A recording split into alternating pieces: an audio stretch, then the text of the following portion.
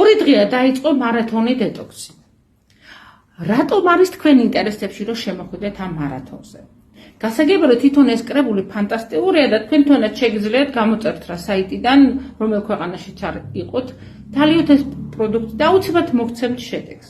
მაგრამ მარათონთან ერთად იმიტოა კარგი რომ ჩატში ჩასმული არიან სხვადასხვა პროფილის ექიმები. თითოეულ თქვენთაგან შეგიძლიათ დასვათ კითხვები და მიიღებთ პასუხებს.